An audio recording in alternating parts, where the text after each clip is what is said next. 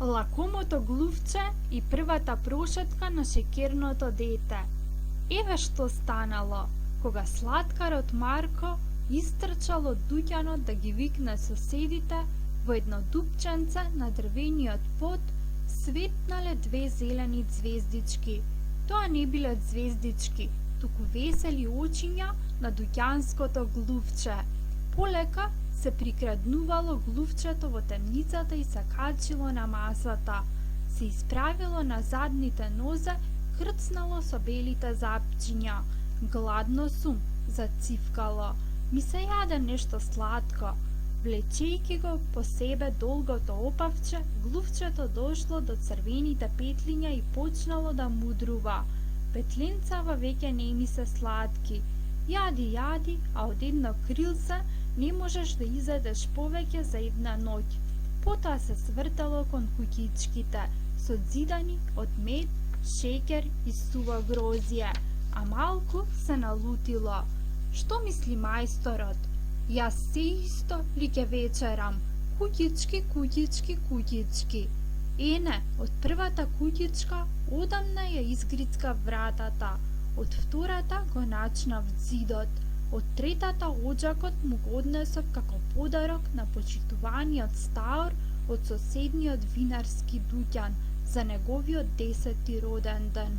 Наеднаш на глувчето му светнале очите. Го видело шекерното дете и замавнало со опавчето.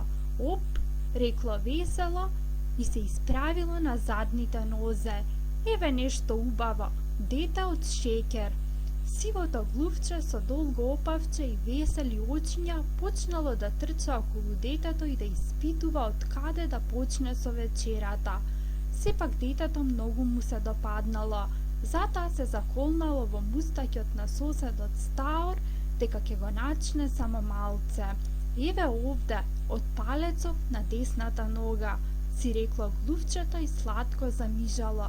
Потоа се доближило до белиот палец, се тргнало исплашено и се превртало на грбот.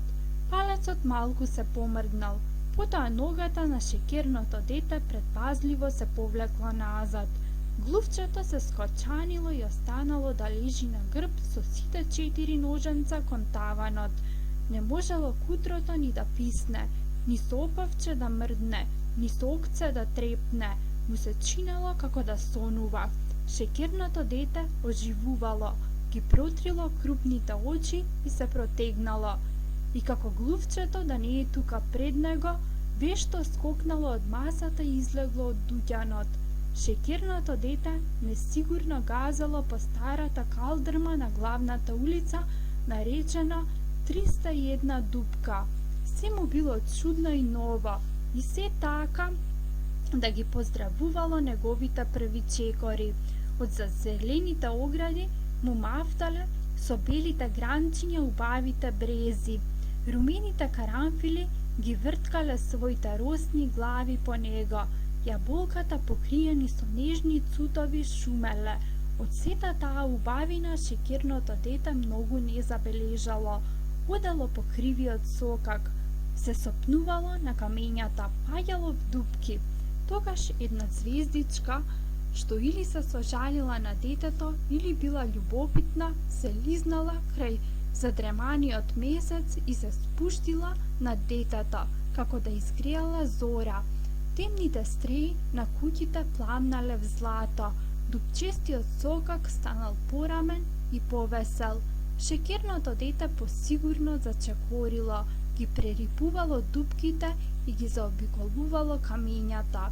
Градот неговило не бил голем, 30 кози скокови надолж и 2 скока помалку на шир, а може би и не бил град, туку село. Сеедно граѓаните биле горди и затоа го викале најголемиот мал град на светот. И затоа што не бил голем, шекерното дете брзо ги оставило зад својот грб неговите 9 куќи. Кога на исток светнало руменилото на сонцето, месецот почнал да ги собира звездите и да ги брои. Но и колку пати да ги броел, се една била помалку.